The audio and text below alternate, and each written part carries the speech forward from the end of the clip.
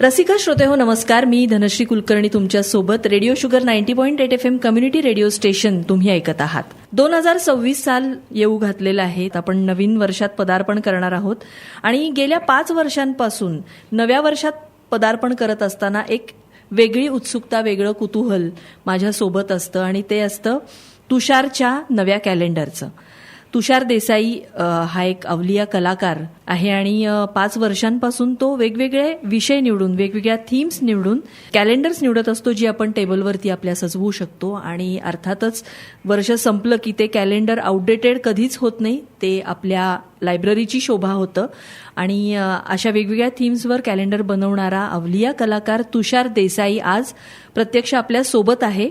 आपण त्याच्याशी गप्पा मारून त्याच्या या थीम्सविषयी, त्याच्या या कल्पनेविषयी, त्याच्या कॅलेंडर्सविषयी भरपूर काही जाणून घेणार आहोत. आपण आधी त्याचं स्वागत करूया. तुषार, तुझं स्वागत आहे रेडिओ शुगरच्या स्टुडिओमध्ये. धन्यवाद मॅडम. तुषार, मी म्हटलं 5 वर्षांपासून तुझा हा उपक्रम सुरू आहे आणि मला अगदी चांगलं आठवतंय की 5 वर्षांपूर्वी जेव्हा पहिल्यांदा तू अशोक सराफ ही थीम निवडून तुझं कॅलेंडर बनवलं होतंस, त्यावेळेला सकाळमध्ये आलेली बातमी वाचून त्यावरून मी तुझा नंबर शोधून तुझ्याशी संपर्क करून फोनवरून इंटरव्ह्यू घेतला होता. फोनवर घेतलेला, बरोबर. आणि तो फोनवरून घेतलेला इंटरव्ह्यू आजही माझ्या लक्षात आहे आणि त्या वर्षापासून सातत्यानं, म्हणजे यंदाचं तुझं 5वं कॅलेंडर आहे. वेगवेगळ्या थीम्स तू घेतल्यास आणि एकापेक्षा एक कलाकृती तुझ्या हातून घडत गेली. तर त्या सगळ्याच विषयी आपण बोलणार आहोत. आपण अगदी पहिल्यापासून सुरुवात करूया. जेव्हा अशोक सराफ ही थीम निवडून तू कॅलेंडर करायचं ठरवलंस, तर मला वाटतं अशा पद्धतीनं कॅलेंडर्स त्यावेळेला फारशी पाहण्यात नव्हती. म्हणजे अजूनही मला तुझ्या व्यतिरिक्त असं काम करणारे कुणी इतके पाहण्यात नाहीत. तर हे तुला कसं सुचलं आणि कशी सुरुवात झाली या मालिकेची, याविषयी आम्हाला सांग. साधारण लॉकडाऊनच्या पिरियडनंतर जॉब करत असताना छोटा ॲक्सिडेंट नंतर बेड रेस्टवर असा होतो आणि रोजची चित्रकलेची कामं पूर्ण थांबलेली त्यावेळेला. तर माझे 2 मित्र आहेत, एक भाऊची, आपल्या इथं आष्टा भाऊची, तर अक्षय पाटील म्हणून, आणि एक निखिल पवार देहूचा. तर त्या दोघांनी मला ते सुचवलं की तू मोबाईलवर चित्र काढायला चालू कर, तुझा वेळ जाईल आणि थोडं दुखण्याकडे दुर्लक्ष होईल त्या. कारण का सतत चंचल वृत्ती आणि सतत पेंटिंग करणं, काहीतरी स्केचिंग करणं हे थांबलेलं. मग मोबाईलवर चित्र काढायला लागलो हळूहळू. मग ते मजा यायला लागली मोबाईलवर बोटानं काढताना. तर मग त्यावेळेला असं एक डोक्यात आलेलं की आपण काहीतरी याच्यावर रोजच्या रोज केलं पाहिजे याच्यावर. एकतर आमचं सगळं बालपण मराठी सिनेमे बघण्यात गेले, शनिवार रविवार चुकला नाही. आणि त्यात अशोक सराफ असतील, लक्ष्मीकांत बेर्डे असतील किंवा सचिन पिळगावकर असतील, तर ह्यांचे सिनेमे बघत बघतच आम्ही मोठे झालो. तर ते एक डोक्यात फार होतं की आपण वॉटर कलर्स किंवा पेंटिंग म्हणून अशोक सराफांचं काहीतरी केलं पाहिजे. पण आणायचा आता वेळ मिळाला आहे, आपण डिजिटल चित्रकला सुरू केली आहे. तर मग अशोक सराफांची काही अशी ठराविक चित्र की जी कुठंच आपल्याला आत्ता पण बघायला मिळत नाहीत, ठराविक त्यांची काही चित्र लोकांनी काढली आहेत. तर ती माझा पती करोडपतीमधला एखादा तो सीन आहे, तर त्याचं चित्र आहे. बाकी असे कुठले चित्र नाही आहेत. मग ते मी जवळपास 6-7 चित्र काढली ती आणि ती काढून फक्त ठेवलेली. म्हणजे त्याचा काही उद्देश नव्हता की आपण काहीतरी करूया, आणि जस्ट पोस्ट करत होतो. रोज एक चित्र असं मी पोस्ट करत होतो. मग साधारण 1 वर्षभरानंतर तोच मित्र ज्याचा मगाशी मी उल्लेख केला, अक्षय पाटील, तर त्याचा आम्ही कॅलेंडर डिझाईन करायला बसलेलो. तो लँडस्केप आर्टिस्ट आहे, उत्तम निसर्ग चित्र काढतो तो. तर त्यावेळेला त्यानं मला सुचवलं की तुषार, तू का करत नाही आहेस कॅलेंडर, तुझ्याकडे आहेत की चित्र. म्हटलं, एकतर मी पूर्ण फाईन आर्ट झालेला मुलगा, जो कॅनव्हास, वॉटर कलर ह्याच्यात रमलेला, ज्यानं कधी डिजिटल मी करीन असंही वाटलं नव्हतं मला. तर त्या 2 डिजिटल चित्रकारांमुळं असेल किंवा कमर्शियल ज्यांचा स्टडी झाला आहे त्या 2 मित्रांमुळं म्हणजे तो विचार आला मला डोक्यात की आपण असं करू शकतो. तर मग त्या एका रात्रीत ते आम्ही डिझाईन केलेलं कॅलेंडर होतं की ती 12 महिने 6 चित्रात बसवले आणि ते मग तयार झालेलं सम्राट अशोक असं त्याला आम्ही मग टायटल दिलं एका रात्रीत. आणि मग तिथून सुरुवात झाली की बाबा मग हे विकतात कसं ह्याची पण काही कल्पना नाही. म्हणजे घेणार कोण हा मोठा प्रश्नचिन्ह, हे मोठं प्रश्नचिन्ह. मग आम्ही ते सोशल मीडियावर अपलोड केलं 1 डिसेंबरला बरोबर. आणि साधारण 1 तासाभरात आम्हाला चांगले त्याला व्ह्यूज किंवा लाईक्स आले की अरे हे चांगलं आहे. मग त्याला आम्हाला म्हणजे कॉन्फिडन्स आला की बाबा आपण करू शकतोय असं काहीतरी. कारण का तोपर्यंत आमचा असा विचार चाललेला की समजा नाहीच आपलं हे वर्कआउट झालं तर मग एक तुझ्या घरी, एक माझ्या घरी आणि एक मित्राला, म्हणजे असा साधा सोपा सरळ विचार होता. कारण का हे अचानक आलेला विचार होता. असा बाबा त्याच्यावर आपण स्टडी करून करतोय असं काही नव्हतं. 1 महिन्याभरातच आम्हाला, 1 महिना पण नाही, 15-20 दिवसातच ते अशोक मामांपर्यंत पोहोचलं. मग अतुल परचुरे सरांचा मला त्यावेळेला कॉल आलेला. आता ते आपल्यात नाही आहेत, तर त्या सरांचा अचानक मला कॉल आला की मामांना भेटायचंय का तुला. आणि मला हे सगळं स्वप्न होत आहे की अतुल परचुरेंचा फोन येतोय आपल्याला आणि तो आवाज असं आपल्या म्हणजे बसलेले असतात ना डोक्यात की फोनवरनं पण आपल्याला अतुल परचुरे दिसायला लागतात. बरोबर. आणि अतुल परचुरे सरांचा फोन आला, मामांना भेटायचंय का. म्हटलं हो भेटायचंय. मग ये आज विलेपार्लेला, आम्ही सगळेच आहोत तिथं. म्हटलं सर मी पुण्यात असतो. अरे आम्हाला तर कळलेलं तू पोद्दार म्हणजे या शाळेत जॉबला आहेस. आणि मी म्हटलं नाही सर मी होतो म्हणलं आणि मी पुण्यात असतो. पण ठीक आहे मग तू मामा जेव्हा पुण्यात येतील तेव्हा तुला कळवतो. आता एवढी मोठी व्यक्ती आपल्याला असं सांगते की बाबा मामा पुण्यात येतील तेव्हा तुला कळवतो आणि मग तू ये. त्याच्यापेक्षा आपण एक पाऊल पुढे जावं, तुम्ही सर सांगा वेळ, मी त्यावेळेला मुंबईला येतो. मग ती अतुल परचुरे सरांनी ती सगळी भेट घडवून आणली. आणि ते ऑलरेडी मामांपर्यंत कॅलेंडर पोहोचलेलं. म्हणजे मला असं म्हणजे हे इच्छा होती की हे जावं तिथपर्यंत, पण होईल अशी काही कल्पना नव्हती. म्हणजे पूर्ण नवीन वर्ष सुरुवात व्हायच्या आधीच मामांची पण भेट झाली, त्यांना कॅलेंडर्स पण दिले आणि ती बातमी सांगलीच्या पेपरमध्ये आली आणि तिथून मग आपला संपर्क झाला त्यावेळेला. त्यानंतरचा प्रवास मी तुझा बघितलेलाच आहे. मी स्वतः तुझ्याकडून खूप कॅलेंडर्स त्यावर्षी घेतली होती आमच्या नाटकाच्या ग्रुपमध्ये द्यायला. सगळ्यांनाच ती खूप आवडली होती. पण अशा ज्या वेगवेगळ्या थीम्सवरती तू कॅलेंडर्स नंतर केलीस की अशोक मामांचं तर सम्राट अशोक आहेच, त्याला जी काही प्रसिद्धी मिळाली ती आपण पाहिली. त्यानंतर वाग्विलासिनी म्हणून तू एक थीम घेतलीस, ज्यामध्ये वेगवेगळ्या कवयित्री तू निवडल्यास, त्यांच्या कविता निवडल्यास आणि अतिशय सुंदर असं मला सगळ्यात आवडलेलं ते कॅलेंडर आहे तुझं, मला अतिशय आवडलं होतं. त्यानंतर तुझं कॅलेंडर आलं ते म्हणजे पुलं दैवत म्हणून, पुलंच्या व्यक्ती आणि वल्ली पुस्तकावर आधारित होतं. त्यातले 12 कॅरेक्टर्स घेऊन. हो, ते सुद्धा खूप छान झालं होतं. आणि पुलं, सुनीताबाई आणि शेजारी तू उभा असलेला असं जे काही स्वप्नचित्र तू रंगवलं होतंस ते इतकं मनाला भावणारं होतं त्यातलं सुद्धा. त्यानंतर गुलजारजींचं चित्रपट कारकीर्द निवडून तू त्यांच्या चित्रपटांची पोस्टर्स केलीस. ही सुद्धा एक वेगळी खूप छान कल्पना होती. आणि ज्याप्रमाणे अशोक मामांची तुझी गाठ पडली तशी गुलजारजींनी सुद्धा तुझ्याशी संपर्क साधून याविषयी तुला म्हणजे मी प्रयत्न करत होतो त्यावेळेला की गुलजार साहेबांपर्यंत ते कॅलेंडर जावं यासाठी. पण राजसाहेब ठाकरे तर त्यांची भेट होती गुलजार साहेबांबरोबर, तर ते जाताना कॅलेंडर सोबत घेऊन गेलेले माझं आणि गुलजार साहेबांना तिथं दाखवून तिथनं कॉल जोडून दिला आणि मग माझा आणि गुलजार साहेबांचा कॉल झाला. म्हणजे ती फार मोठी गोष्ट आहे की आपली कलाकृती आधी पोचते चित्रकाराच्या आधी आणि मग समोरून कॉल येतोय किंवा आपलं बोलणं होतंय. अर्थात भेट राहिली अजून, पण होईल भेट. असं नाही, खूपच ग्रेट आहे हे. आणि या निमित्तानं अविस्मरणीय क्षणांचा असा साठा तुझ्याकडे दरवर्षी होतोय. आता आपण या वर्षीच्या म्हणजे येणाऱ्या वर्षाच्या 2026 सालसाठी तू जी थीम निवडली आहेस बहुरूपी प्रभावळकर, या कॅलेंडरविषयी आता आपण बोलूया. दिलीप प्रभावळकर यांच्या वेगवेगळ्या व्यक्तिरेखा निवडून तू हे कॅलेंडर्स बनवलेली आहेस. श्रोतेहो, माझ्या समोर आता हे कॅलेंडर आहे. सुंदर अशी ही चित्र आहेत. पेपरची क्वालिटी खूप सुंदर आहे. चिमणरावांपासून सुरुवात आहे आणि अशा वेगवेगळ्या भूमिका त्यांच्या घेत मला वाटतं शेवट दशावतारातील बाबुली मेस्त्री याच्यावरून तू केलेलं आहेस. कसं काय सुचलं तुला दिलीप प्रभावळकर ही थीम घ्यावी? गेले 4 वर्ष मला खरं तर सुचत नव्हतं काय करावं, मग त्याच्यावर थोडा स्टडी करून किंवा काय. पण या वर्षीचा विषय सुचायला वेळ लागला नाही. कारण का जसा दशावतार आता सिनेमा सगळीकडं म्हणजे लोकांवर भुरळ त्याची आहे, त्यामुळं काय करावं ह्याच्यापेक्षा यावेळेस मग मीडियम कुठलं निवडावं ह्याच्यावर मी जास्त फोकस केलेला. म्हणजे म्हणजे आतापर्यंतची सगळी चित्र मी मोबाईलवर डिजिटली काढलेली आहेत. अच्छा. आणि गुलजार साहेबांचं जे मागच्या वर्षीचं फिल्मे गुलजार जे कॅलेंडर केलेलं, तर ते पूर्ण आयपॅडवर केलेलं होतं. बर. पण या वर्षी पूर्ण सगळी जी दिलीप प्रभावळकर सरांची चित्र आहेत, तर ती जलरंगात पोर्ट्रेट्स केलेली आहेत. ती म्हणजे तू हातानं काढलेली आहेत पूर्ण. आणि मग त्याची फोटोग्राफी करून मग ते प्रिंट केलेलं आहे आपण असं. त्यामुळं यावेळेला मी मीडिया पूर्ण बदलला, कारण का एआय सगळीकडे आता म्हणजे वर्चस्व आहे एआयचं, त्यामुळं कोणीही डिजिटल काढू शकतं. मग लोकांचा असा गैरसमज होऊ नये की तुषारनं सगळी एआयवर चित्र काढलेली आहेत, त्यामुळं मग मी मीडियम चेंज केलं आणि पूर्ण वॉटर कलर्स केलेले आहेत पेपरवरती. वाव.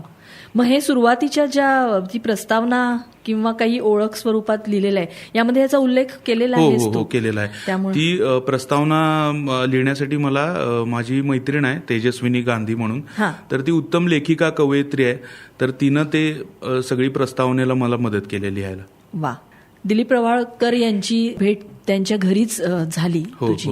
ती एक संस्मरणीय अशी गोष्ट तुझ्या आयुष्यात या निमित्तानं घडली, तर तो अनुभव कसा होता आम्हाला सांग. मी मगाशी म्हणलं तसं की आपली कलाकृती आधी पोचती आणि मग भेट होती, ह्याचा जास्त आनंद आहे की पहिला आपण भेटतोय आणि मग कलाकृती त्यांना दाखवतोय. हो, बरोबर. तर मी सध्या वेगवेगळ्या पुस्तकांसाठी वगैरे काम करतो, मुखपृष्ठ किंवा आतली रचना असेल किंवा चित्र असतील. तर नाशिकचे शब्द मल्हार प्रकाशनाचे संपादक आहेत, तर त्यांचा मला एक दिवस फोन आलेला की तुषार काय करतोयस किंवा काय चाललंय. तर मी त्यांना सांगितलं की आता बहुरूपी प्रभावळकर दिनदर्शिकेसाठी वॉटर कलर्स करतोय मी, तर पाठव बरं काय करतोयस बघू. तर त्यांना एक मी झलक जस्ट फोटो पाठवला, तर त्यांना ते इतकं आवडलं की एक थोड्या वेळातच त्यांनी मला असा म्हणजे फोन केला आणि तुषार झाली बरं का तुझी भेट प्रभावळकर सरांची. मग मला ते थोडंसं हे झालं की ते सर सांगतात आपल्याला, बेदरकर सर, की बाबा भेट झाली म्हणजे याचा अर्थ काय. तर मग त्यांनी सांगितलं नाही, माझं आणि त्यांचं बोलणं झालंय, त्यांनी ही तारीख दिली आहे आपल्याला आणि आपली भेट ठरली आहे आणि तू बिनधास्त राहा आणि तुझं काम खूप चांगलं होतंय. त्यानं काय झालं, मला खूप त्याचा कॉन्फिडन्स आला की नाही, आपले अजून छान व्हायला पाहिजेत कामं. जर आपण भेटतोय सरांना प्रत्यक्ष तर अजून त्याला म्हणजे छान स्वरूप आलं पाहिजे असं. ज्या दिवशी सरांना आम्ही भेटायला गेलो, त्यांना ते त्यांच्या हस्तेच आम्ही सगळं मुखपृष्ठ असेल त्याचं किंवा कॅलेंडर्स असतील त्याचं अनावरण केलं तिथं सरांच्या घरीच. आणि त्यांना ते प्रचंड म्हणजे असं त्यांच्या डोळ्यात ते दिसत होतं की एक एक चित्र बघताना त्यांना म्हणजे प्रत्येक गोष्ट ती आठवत असेल आधीची, की चिमणराव बघत असताना काय झालं असेल त्यावेळेला, मग त्यांना ते फ्लॅशबॅक होत असेल. मग हे सगळं ते असं चेहऱ्यावर त्यांच्या दिसत होतं एक एक पान पलटताना. आणि नंतर मग त्यांनी आमच्याशी म्हणजे बोलायला सुरुवात केली, एक एक किस्से सांगितले त्यांचे. आम्ही आम्हाला काय वाटतं त्या कॅरेक्टरबद्दल हे त्यांच्याशी बोलत होतो. किंवा त्यांनी मला ह्याच्याबद्दल विचारलं की बाबा हे तू सगळं करताना तुला असं काय आवडलं त्यातलं, की बाबा हे तू 10-12 चित्र काढलीस तर त्यातलं तुला नेमकं काय आवडलं. तर मी त्यांना म्हणालो की मला प्रत्येक कॅरेक्टरमधले डोळे जास्त भावले. एक्झॅक्टली. कारण का एक व्यक्ती आहे पण तो रोल्स वेगवेगळे करतोय, तर त्याचे त्या रोल्सनुसार डोळे पण बदलतात. आणि मग त्याच्यावर आलेली त्यांची कॉम्प्लिमेंट होती की हे तुषार फार लोकांना कळत नाही.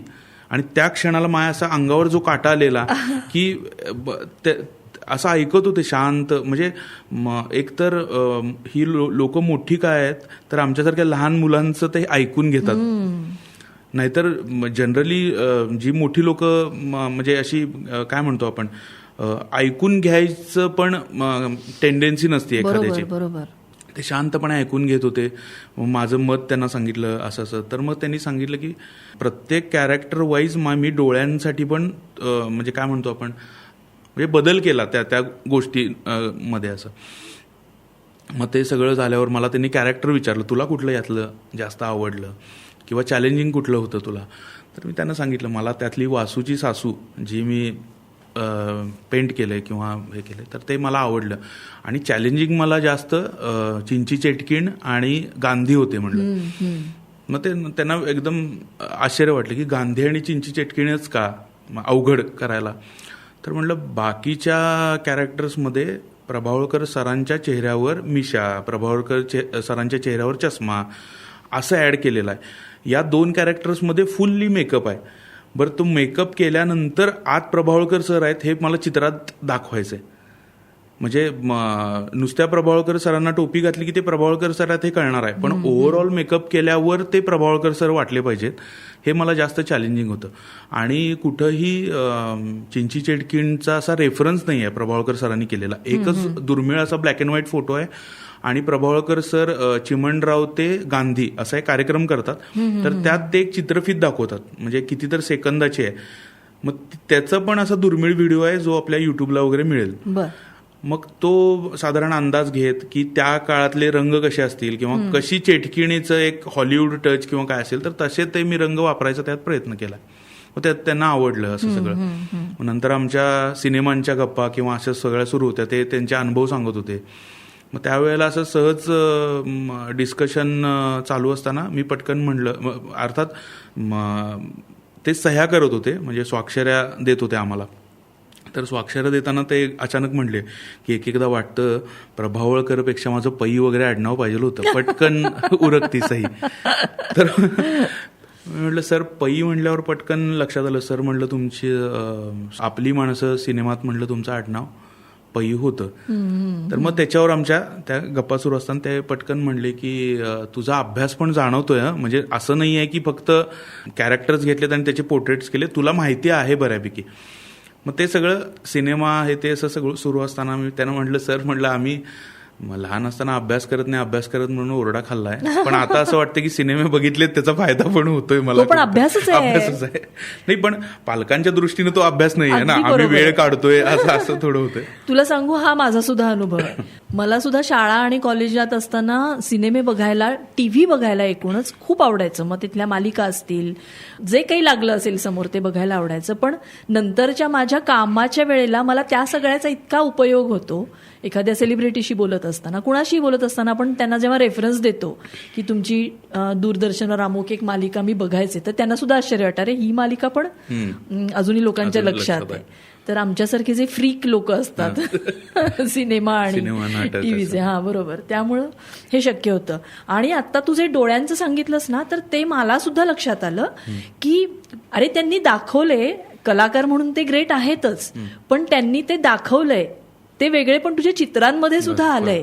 हे कलाकार म्हणून तुझं मोठेपण दाखवणारी गोष्ट आहे असं मला इथं प्रकर्षानं जाणवतं. आणि मला खूप कौतुक वाटतंय त्यासाठी तुझं, कारण दिलीप प्रभावळकर आम्ही सुद्धा लहानपणापासून पाहत आलेलो आहोत. त्यांचे वेगवेगळे सिनेमे असतील किंवा नाटक, तू वासूची सासूचा उल्लेख केलास इथं, ते नाटक सुद्धा युट्यूबवर आहे, ते सुद्धा लहान असताना आम्ही बघितलेलं आहे.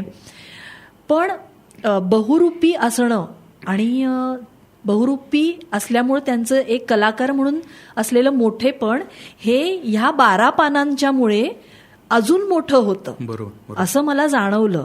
कारण प्रत्येक कॅरेक्टर बघताना, आणि आता तू सांगितल्यानंतर हे जेव्हा जलरंगात केलेलं आहे असं तू सांगितलंस की AI चा फायदा आपण घेतला, अशी जरा सुद्धा शंका लोकांना येऊ नये यासाठी हे जे तू कलाकार म्हणून आव्हान स्वीकारलंस आपण होऊनच, तुला हे कुणीही न देता, तर ते विशेष कौतुकास्पद आहे असं मला वाटलं. अगदी चिमणरावांपासून सुरू होणारे डोळे, चौकट राजामधल्या नंदूचे डोळे, तात्या विंचूचे डोळे, त्याच्या आधी चेटकिणीचे सांगितलेस तू. अरे काय वेगळे पण आहे प्रत्येक डोळ्यामध्ये. आणि मेकअपनं फायदा होत असेल कलाकाराला, पण डोळ्यामधले भाव दाखवण्यासाठी तो कलाकारच असावा लागतो. आणि तात्या विंचूचे डोळे. आणि तसं बघायला गेलं तर प्रत्येक रोल वेगळा आहे.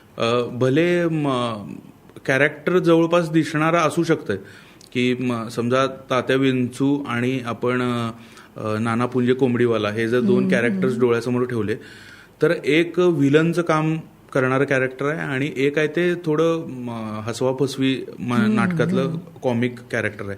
दोन्ही दिसायला बऱ्यापैकी सेम आहेत, पण त्यातले भाव वेगवेगळे आहेत, डोळे फार वेगळे बोलतात दोघांचे, आणि त्यामुळं ते कॅरेक्टर म्हणून फार म्हणजे अभ्यास करण्यासारखे आहेत. अफाट म्हणजे कलाकार म्हणून ते किती ग्रेट आहेत हेच तू मला वाटतं सगळ्या प्रेक्षकांना पुन्हा एकदा जाणवून दिलेलं. आत्ताचं जे पत्रापत्री नाटक सुरू आहे त्यांचं, तर ते कॅरेक्टर जर बघितलं तर तसं दिसणारं कॅरेक्टर त्यांच्या 2-3 सिनेमांमध्ये आहे ऑलरेडी. ते कॅरेक्टर. पण ते परत डोळ्यांमधून ते पूर्ण वेगवेगळे भाव सांगतात, की एका ठिकाणी शास्त्रज्ञ आहेत ते त्याच कॅरेक्टरमध्ये, जय जयकार म्हणून एक सिनेमा आहे त्यात एक वेगळं कॅरेक्टर आहे, आणि पत्रापत्रीमध्ये हे जे आता ते सादर करतात अभिवाचन, तर त्यात पूर्ण वेगळं कॅरेक्टर आहे ते. आणि इतक्या वेगवेगळ्या भूमिका साकारणारा हा कलाकार जेव्हा फक्त दिलीप प्रभावळकर असतात तेव्हा किती साधे आणि फार किती डाऊन टू अर्थ. म्हणजे मॅडम आम्ही त्यांच्या घरी गेलेलो ना, तर तेव्हा ती हुरहुर होती. म्हणजे एखाद्या हिरोच्या एंट्रीला हुरहुर असते ना, की आता येणार हिरो येणार, तर तसं आम्हाला म्हणजे त्यांच्या घरात असा पडदा हलत होता, आणि आता विंगेतने एंट्री होईल का त्या हिरोची, तसे. आणि ते जसे आले ना तसे आम्हाला एकदम असं ते वाह, असं एकदम ते काय म्हणतो आपण, असं आश्चर्य वाटलं की हा आले सर आले असं. खूप छान ही थीम सुद्धा निवडलीस तू, आणि प्रभावळकर सरांना ते आवडलं नसतं तरच आश्चर्य होतं. इतकं सुंदर तू बारकावे त्यांचे टिपलेले आहेस प्रत्येक कॅरेक्टरमध्ये, आणि अशा वेगवेगळ्या थीम्स घेऊन तू दरवर्षी येत राहणारच आहेस. मी जसं म्हणते की डिसेंबर महिना आला की आम्हाला उत्सुकता की आता नवीन वर्ष कुठल्या कॅलेंडरनी आपलं उजाडणार आहे. तर अतिशय सुंदर असं हे कॅलेंडर, आणि हे अजूनही विक्रीसाठी उपलब्ध आहे. त्यासाठी श्रोतेहो, तुम्हाला जर हे कॅलेंडर आपल्या संग्रही असावं, आपल्या टेबलवर सजलेलं असावं असं वाटत असेल तर जरूर संपर्क करा तुषार देसाई यांच्याशी. 9637782123 9637782123 या नंबरवर जरूर संपर्क साधा आणि तुम्हाला तुमचं कॅलेंडर नक्कीच मिळेल. तुषार, आज तू इथे येऊन आमच्याशी खूप छान गप्पा मारल्यास आणि बहुरूपी प्रभावळकर या तुझ्या नवीन वर्षाच्या 2026 सालच्या दिनदर्शिकेविषयी आम्हाला छान माहिती दिलीस, त्यासाठी तुझे आभार तर आहेतच. पण त्याआधी ईश्वरपूरशी असलेलं तुझं खास नातं पुन्हा एकदा मला रसिकांना सांगायला आवडेल की रसिक हो, हा जो अवलिया कलाकार आहे हा मूळचा आपल्या ईश्वरपूरचा आहे. आणि मला तुषार तुलाच विचारायला आवडेल की तुझं बालपण ईश्वरपूरमध्ये गेलेलं आहे, तर त्याविषयी तू काय सांगशील? ईश्वरपूरची, मी आता सध्या राहतो पुण्यात, पण बालपण माझं सगळं ईश्वरपूरमध्येच गेलंय. माझे इथं काका वगैरे सगळे असतात, आणि म्हणजे आता जे कॅलेंडर्स करतोय किंवा जे काय करतोय त्याचं एक नातं असं ईश्वरपूरची आहे. कारण का माझा काका पण म्हणजे हौशी चित्रकार म्हणू शकतो, की तो त्याच्या कामातून किंवा ह्याच्यातून वेळ काढून असं, तर तो चित्रकारिता त्याची जपतो किंवा करतो असे. पण त्यामुळं हे तुझं चित्रकलेशी असलेलं नातं, तुझं ईश्वरपूरशी असलेलं नातं हे आमच्यासाठी खास आहे. अशाच वेगवेगळ्या संकल्पनांवर आधारित तुझं नवं काम तुझ्या हातून घडत राहो आणि वेगळं काहीतरी करशील तेव्हा आमच्याशी निश्चित संपर्क साधलास तर आपण त्याविषयी बोलू शकू. तुला पुन्हा एकदा मनापासून शुभेच्छा, आणि मला वाटतं तू एकदा आमच्या श्रोत्यांना आवाहन करावंस तुझ्या या नवीन दिनदर्शिकेविषयी. नमस्कार. प्रथमतः धनश्री मॅडम आणि रेडिओ शुगरच्या सर्व टीमचे आभार. मला इथं बोलवलं आज त्यांनी, आणि सर्व रसिक श्रोत्यांना जर हे कॅलेंडर हवं असेल तर तुम्ही मला संपर्क करू शकता. येत्या वर्षासाठी 2026साठी बहुरूपी प्रभावळकर ही माझी चित्ररूप दिनदर्शिका तुम्ही मागवू शकता.